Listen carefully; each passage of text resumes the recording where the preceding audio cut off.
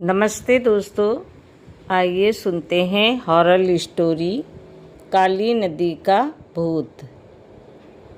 मारो मारो की आवाज़ उस काली गहरी रात के सन्नाटे को चीरती हुई पूरी वादी में गूंज रही थी।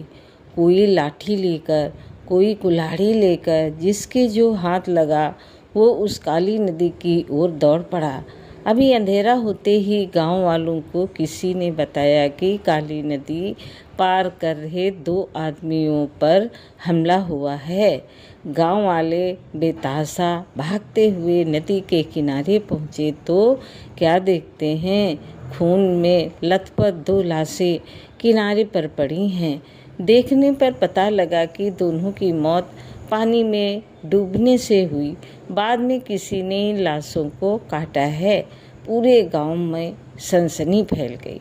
गांव के मुखिया ठाकुर जगन्नाथ जी आगे आए और बोले, जब हमने फैसला किया था कि रात के समय कोई नदी के रास्ते नहीं जाएगा, तो ये सब कैसे हो गया?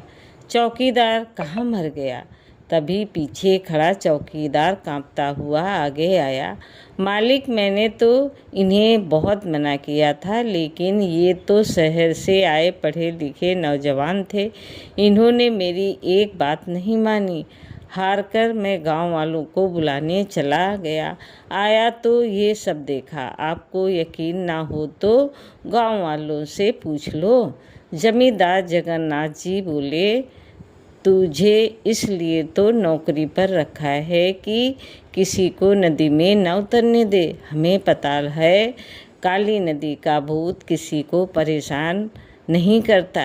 जब कोई नदी में जाता है तो वो उसे मार देता है। ऐसे में इस चौकीदार का क्या फ़ायदा?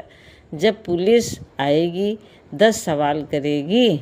उसी समय पुलिस को सूचना दी गई। कुछ ही देर में पुलिस वहां पहुंच गई। लाशों को अपने कब्जे में लेकर पोस्टमार्टम के लिए भेज दिया गया। काफ़ी लोगों से पूछताछ की गई, लेकिन किसी को कुछ भी पता नहीं था। कुछ ही दिनों में गांव वाले सामान्य हो गए।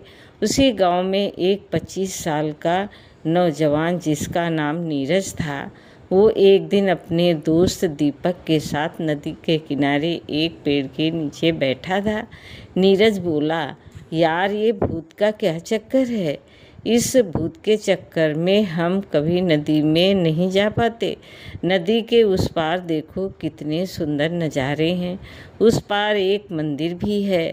अगर किसी तरह इस भूत से छुटकारा मिल जाए तो कितना मज़ा आए। ये सुनकर दीपक बोला, भाई यही तो समस्या है इस नदी की। जो भी इस नदी के जल में पैर रखता है मारा जाता है। नीरज उस पार जाना चाहता था। उसने अपने दोस्त से कहा, क्यों ना हम पता लगाएं कि आखिर ये भूत सबको क्यों मार रहा है। ये सुनकर दीपक बोला, इसका जवाब तो गांव के कोई बुजुर्ग ही दे सकते हैं। गांव में सबसे ज़्यादा उम्र के तो केवल पुष्पा के दादाजी हैं। चलो उनके पास चलते हैं। दोनों उनके पास पहुंच जाते हैं। उनकी बात सुनकर दादाजी संभल कर बैठ जाते हैं। वो अपनी पोती पुष्पा से कहते हैं, बेटी तू बाहर जाकर खेल, मुझे इन दोनों से कुछ ज़रूरी बात करनी है। उसके जाने के बाद दादाजी कहना शुरू करते हैं, बात ये है, बच्ची है, डर जाएगी। कुछ तुम जो पूछ रहे हो वो मैं तुम्हें बता देता हूँ, लेकिन नदी में जाने की कभी कोशिश मत करना, क्योंकि जो भी नदी में गया वो वापस नहीं आया। नीरज बोला, बाबा आप बताओ तो सही, बाकी हम पर छोड़ दो। दादाजी ने कहना शुरू किया, बेटा ये सब गांव वालों के ही कर्मों का फल है। इस गांव में मुकुंद नाम का एक सीधा साधा किसान रहता था। दिन भर खेत में मजदूरी करता था। उसका अपना खेत नहीं था। वो तो उस समय के जमींदार के खेतों में मजदूरी करता था। वो पूजा पाठ करने वाला आदमी था। रात को जब वो अपने घर पहुंचता तो उसकी पत्नी पूजा की थाली तैयार रखती थी। पूजा की थाली लेकर वो रात को नदी किनारे बंधी नाव से दूसरे किनारे के मंदिर में जाता था।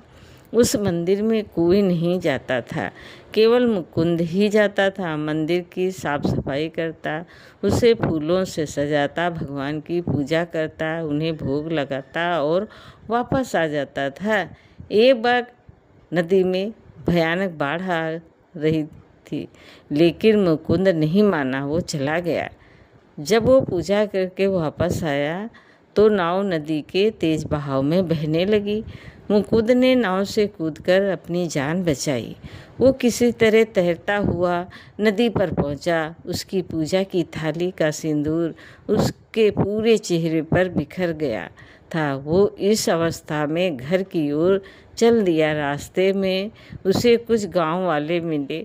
उन्होंने मुकुंद को पकड़ लिया। वो चिल्लाता रहा, लेकिन गांव वालों ने उसे तांत्रिक समझकर उसकी पिटाई शुरू कर दी।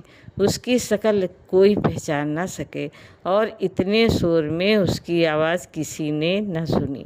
मरने के बाद उसकी लाश को नदी में बहा दिया गया। बस तभी से वो गुस्से में है। उसका भूत इसी नदी में रहता है और जो भी नदी पार करने की कोशिश करता है वो उसे मार देता है। नीरज और दीपक दोनों उस भूत की आत्मा की शांति के लिए गांव के पंडित जी के पास पहुंच जाते हैं। पंडित जी मना कर देते हैं। फिर वे दोनों जमींदार जगन्नाथ जी की हवेली पर पहुंच जाते हैं। जगन्नाथ जी उनका साथ देने के लिए तैयार हो जाते हैं।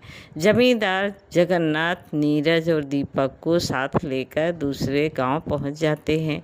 वहां से कुछ दूर बॉर्डर था।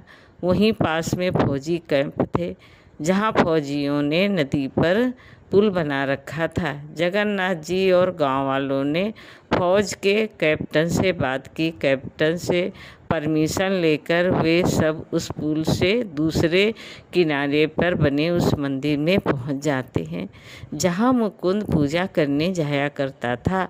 अगले दिन उसको मुक्ति दिलाने के लिए पूजा रखी जाती है। बाकी गांव वाले इस किनारे पर खड़े हो मंदिर में होने वाली पूजा को देख रहे थे। पूजा जब खत्म होने वाली होती है तो चारों ओर से अजीब सी आवाज़ आने लगती है। तब पंडित जी कहते हैं, मुकुंद, गांव वाले अपनी गलती मान रहे हैं, इन्हें माफ़ कर दो और ये दोनों बच्चे तुम्हारा पिंडदान कर रहे हैं। अब तुम मुक्ति की ओर जाओ और भटकना छोड़ो कर भगवान के धाम चले जाओ। पंडित जी ने पूजा समाप्त करके नीरज और दीपक से पिंडदान करवाया।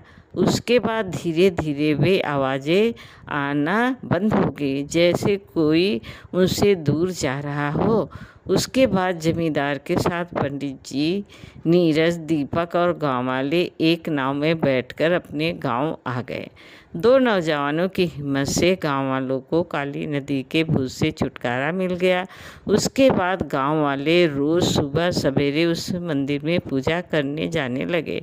जमींदार ने गांव वालों के साथ मिलकर उस नदी पर एक कच्चा सा पुल बना दिया, जिससे लोग उस मंदिर में जा सके। दोस्तों, कहानी कैसी लगी लाइक करें, सब्सक्राइब करें। धन्यवाद।